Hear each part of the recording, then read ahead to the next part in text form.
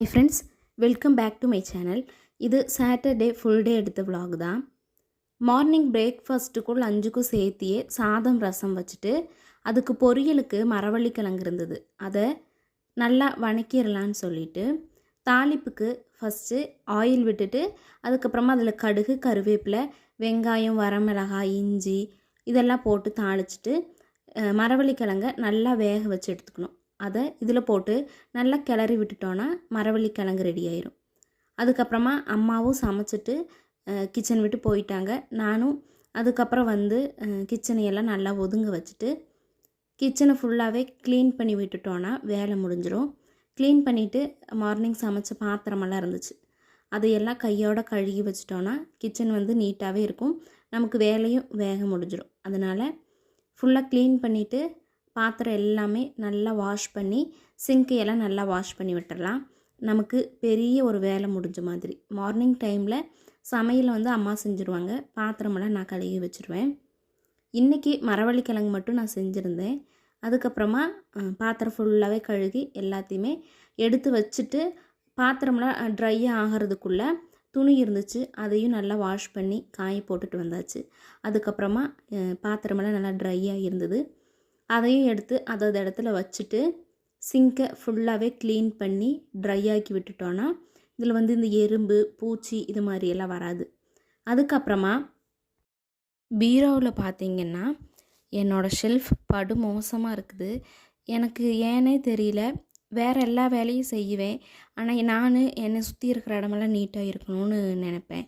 ஆனால் என்னோடய ட்ரெஸ்ஸு மட்டும் நான் எத்தனை தான் அடுக்கி வச்சனாலும் நீட்டாகவே இருக்காது. மேலே அப்பாவோடது, பின்ன 2 ஷெல்ஃப் அம்மாவோடது, கடைசியில் தான் என்னோடது. அக்காவோட பீரோவில் ஒரு ஷெல்ஃபு, இங்கே ஒரு பீரோவில் ஒரு ஷெல்ஃபுலையும் நான் வச்சுருக்கிறேன். இதில் பார்த்திங்கன்னா இப்போது எல்லாம் ட்ரெஸ் எல்லாம் எடுக்கும்போது பார்த்தா என்னோடய காலேஜில் கொடுத்த ஒயிட் கோட் இருந்துச்சு. இந்த கோட்டை நான் அடிக்கடி எடுத்து மடித்து வைக்கும்போதெல்லாம் காலேஜ் மெமரிஸ் எல்லாம் வந்து போகும். இந்த கோட்டு கிடைக்கிறதுக்கு முன்னாடி எங்களுக்கு எப்போ கோட்டு கிடைக்கும்னு டீச்சர்ஸ்கிட்ட கேட்டுகிட்டே இருப்போம். ஆனால் கோட்டு கிடச்சதுக்கப்புறம் எதுக்குடா கிடச்சது அப்படிங்கிற மாதிரி ஆயிடுச்சு. அப்படியே ஃபுல் ட்ரெஸ்ஸு எல்லாம் மடித்து வச்சாச்சு.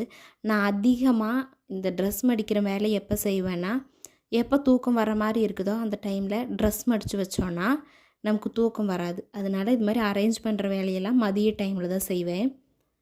அந்த ரூம்லேருந்து எல்லா ட்ரெஸ்ஸஸையுமே இந்த ரூமுக்கு கொண்டு வந்து லெஹங்காஸ் எல்லாம் இது மாதிரி நல்லா கவர் மாதிரி நல்லா பேக் மாதிரி கிடைக்கும், அதில் அரேஞ்ச் பண்ணி தூக்கி மேலே வச்சிட்டேன். அதுக்கப்புறமா என்னோடய டெய்லி வேர் ட்ரெஸ் எல்லாம் ஒரு ஷெல்ஃப்லேயும், ஃபங்க்ஷனுக்கெல்லாம் போடுற மாதிரி இருக்கிற ட்ரெஸ் பாருங்கள் எப்படி கசஞ்சு கிடக்குதுன்னு, இதையெல்லாம் ஒரு ஷெல்ஃபில் அரேஞ்ச் பண்ணி வச்சுட்டேன். இந்த ஃபங்க்ஷனுக்கு போடுற ட்ரெஸ் எல்லாம் ஃபங்க்ஷனுக்கு மட்டும்தான் யூஸ் பண்ணுவோம். அதுக்கப்புறம் நம்ம எங்கேயும் யூஸ் பண்ண முடியாது, ஏன்னா ட்ரெண்டுன்னு சொல்லிவிட்டு அப்போ எடுத்து வச்சிட்டோம். ஆனால் இப்போ வந்து அது போடுறதுக்கு பிடிக்கிறதே இல்லை. அதுக்கப்புறம் ஃபுல்லாகவே எல்லாம் அரேஞ்ச் பண்ணிவிட்டு அம்மா வத்தல் போடுறதுக்கு வேண்டி சுண்டக்காய் வந்து தோட்டத்திலேருந்து கொண்டு வந்திருந்தாங்க. நானும் அம்மாவும் பேசிகிட்டே அதையெல்லாம் நல்லா க்ளீன் பண்ணி எடுத்து வச்சிட்டோம். அதுக்கப்புறம் வாட்டர் மிலோன்னா எனக்கு ரொம்ப பிடிக்கும். ஃப்ரூட்ஸ்லேயே வச்சு ரொம்ப பிடிச்சது எதுன்னு கேட்டிங்கன்னா வாட்டர் மிலோன் தான்.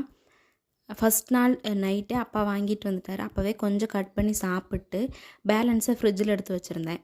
அதுக்கப்புறமா அதையும் கட் பண்ணி சின்ன சின்ன பீசஸாக போட்டுட்டு அதில் உப்பு மிளகாய் போட்டு சாப்பிட்டோம்னா நல்லாயிருக்கும் டேஸ்ட்டு. அது மாதிரி நீங்கள் ஒரு டைம் ட்ரை பண்ணி பாருங்கள். அதையும் கட் பண்ணி உப்பு மிளகாயெல்லாம் போட்டுட்டு அப்பாவுக்கு அம்மாவுக்கு கொடுத்துட்டு நானும் சாப்பிட்டு அதுக்கப்புறம் விலாகெல்லாம் எடுக்கல, கொஞ்சம் வேலையெல்லாம் இருந்துச்சு, அதெல்லாம் முடிச்சுட்டு ஈவினிங் ஆட்டம் ஸ்நாக்ஸு செய்யலான்னு அவள் கொஞ்சமாக இருந்தது, பருப்பும் கொஞ்சம் இருந்தது. இது ரெண்டையும் வச்சு வடை மாதிரி செய்யலான்னு பருப்பை வந்து ஊற போட்டுட்டு அதையும் எடுத்து மிக்சியில் போட்டாச்சு. அதுக்கப்புறமா அவளை வந்து ஊற போட தேவையில்லை, நம்ம கழுகுனாலே அது நல்லா சாஃப்ட் ஆயிரும். அதையும் இது கூட சேர்த்திட்டு நல்லா கொரகொரப்பான பேஸ்ட் அடித்து எடுத்துக்கலாம். நைஸ் பேஸ்ட்டாக அடிக்கக்கூடாது, ஒரு பருப்பெல்லாம் அதில் இருக்கணும். அதையும் அப்படி அடித்து எடுத்துட்டு அதில் கொஞ்சமாக உப்பும் மிளகாய் தூளும் சேர்த்திக்கலாம். சேர்த்திட்டு அது கூட நம்மளுக்கு வந்து கடையோட டேஸ்ட் வர்றதுக்கு மிளகாய் போட்டால் தான் வரும். என்ன தான் மிளகாய் பொடியெல்லாம் போட்டோம்னாலும் அந்த கடையில் வர்ற மாதிரி வராது. அதனால் மிளகாய் பொடியும் போட்டு மிளகாயும் சேர்த்திட்டு கொஞ்சமாக வெங்காயம் சேர்த்திக்கலாம். இந்த வடையில் இருக்கிற வெங்காயம் வந்து நல்லாயிருக்கும். வெங்காயமும் அதில் சேர்த்திட்டு இதில் நான் என்ன பண்ணினேன்னா வெங்காயமெல்லாம் சேர்த்திட்டு நல்லா மிக்ஸ் பண்ணிட்டேன்.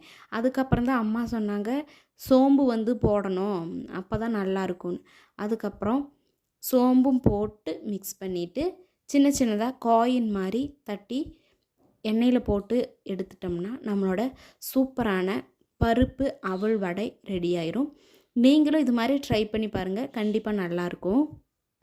எங்களுக்கெல்லாம் ஈவினிங் ஸ்கூல் முடிஞ்சு வரும்போது ஸ்நாக்ஸு செய்கிறதுனா பருப்பு அவலும் மட்டும் இருந்ததுன்னா போதும். பருப்பை 1 மணி நேரத்துக்கு முன்னாடி ஊற வச்சிட்டோன்னா கொஞ்சமாக அவலும் சேர்த்தி நல்லா பெசரி இது மாதிரி செஞ்சு கொடுத்தோம்னா நல்லா ஹெல்த்தியாகவும் இருக்கும்.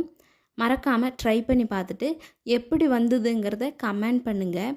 அது மட்டும் இல்லாமல் நம்ம வந்து வீக்லி 2 வீடியோ போடலாமா இல்லை டெய்லியுமே வீடியோ போடலாமான்னு மறக்காமல் கமெண்ட் பண்ணுங்கள்.